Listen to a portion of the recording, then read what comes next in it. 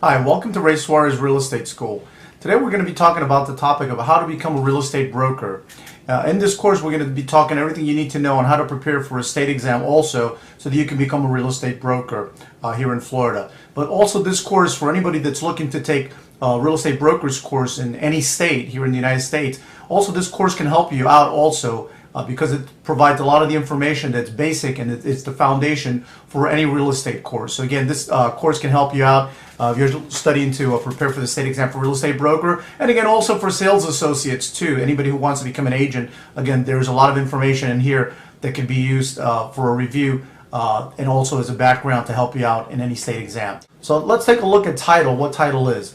Okay, so when we talk about title, we're talking about a bundle of rights.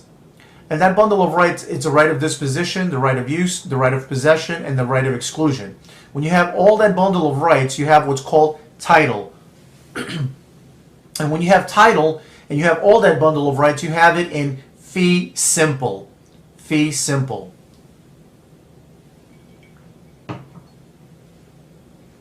Okay, so anytime we're going to be looking at any contracts, the contracts for purchase and sale, we're looking for mortgage contracts. What we're purchasing is title. What we're selling is title. What we're borrowing for is title to the property. Okay? Because remember, we're not gonna pick up the property and take it away. We're gonna be buying these rights to this property. So it's the right of disposition, the right of use, the right of possession, and the right of exclusion. And all of these bundle of rights equal title.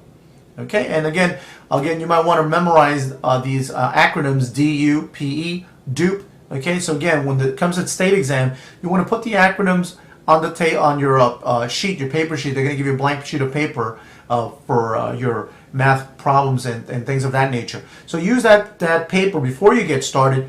Jot down any acronym, anything that comes into mind, because later on that might be a crutch as you're taking the exam, and it'll help you and it'll jog your memory too. Okay, real estate and real property. Now, the property you're in right now, all the four walls where you're sitting in, that's called real estate. But the moment that we add title to real estate, and number two here, the moment you add title to the real estate, then from here on in, all the documents that you're going to be looking at are going to be referring to real property.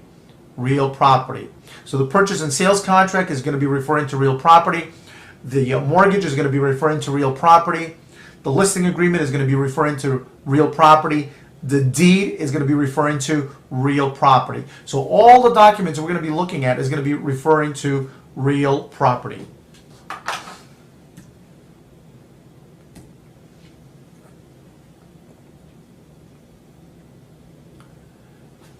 Okay, we have this word now that we're also going to learn. It's called freehold. Freehold.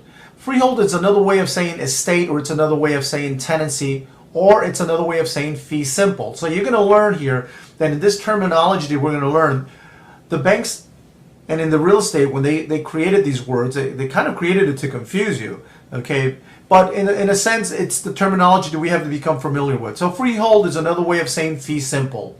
It's a way of saying the bundle of rights that we have. Now, when we have this bundle of rights, we have it for an indefinite period of time. Okay, so that's why it's called freehold, for an indefinite period of time.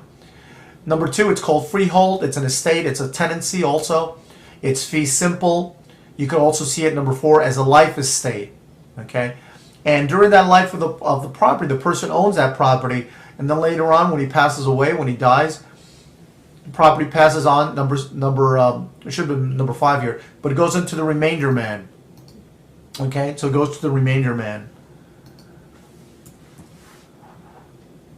So again, when you have a life estate during the period of time that you're living it, it's called a life estate. And then afterwards, it's going to be going to the remainder man. The remainder man. And number six, again, we have title to the property. Okay. It's also an estate. It's a tenancy. And when we have all of this, number seven, we have the bundle of rights. And we already saw that the bundle of rights is the right of disposition, use, possession, and exclusion. So that's called freehold. We also have non-freehold. Non-freehold is for a limited time. It's also called a leasehold. And basically what it is a lease contract. So when you have a lease contract, it's called a leasehold. And you have the right of use, possession, and exclusion, but you don't have the right of disposition. So in a non-freehold, it's a lease contract. It's a lease agreement that you have. So again, in a lease, you have use, possession, and exclusion, but you don't have the right of disposition. Okay, so comparing the two, well, we have a freehold or a fee simple property. It's for an unlimited time, whereas we have a non-freehold or a leasehold. It's for a limited time. Okay, so time is limited in a lease. Okay, so this just looking at them side by side. So for the most part, what we're going to be looking at is looking at title of a property. We're going to look at a property estate or a tenancy, and we're going to get the property fee simple. That means that we're going to get all the bundles of rights. All the bundles of rights. And number 7, the right of disposition, the right of use, the right of possession, and the right of exclusion.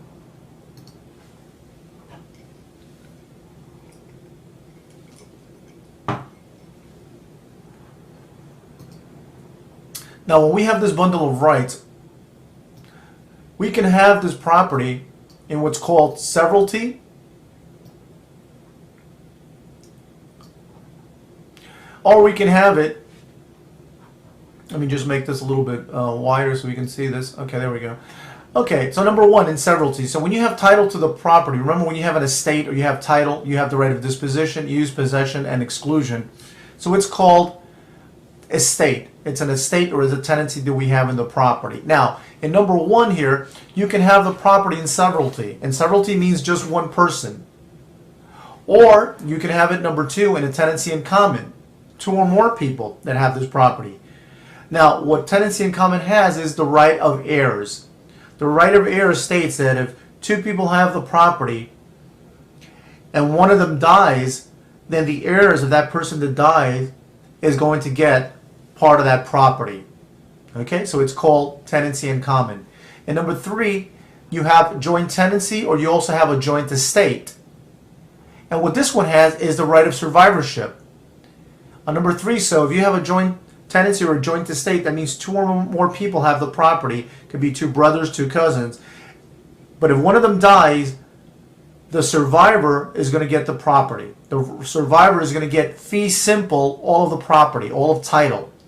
Okay, so when 2 or more people have the property, it's going to be the right of survivorship. The survivor is going to get fee simple the property. Well, again, don't forget fee simple is the right of disposition, use, possession, and exclusion, the bundle of rights. And in number 4, we have what's called tenancy by the entireties. Tenancy by the entireties is a married couple, husband and wife, and they're considered whole. They're considered an entirety. And if one of them dies, then the survivor is going to get the property in fee simple.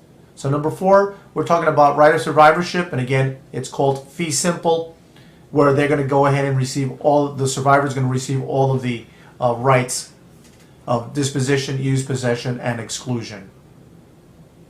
Okay, so again, when we have title, again, in the contracts, when we sign the deed, when we apply for a loan, that's what we're going to be applying for. What is it we want to have the property by ourselves, one person, or in tenancy in common, joint tenancy, tenancy by the entireties. And we'll go look at that in a few minutes when we take a look also at a 1003 loan application also.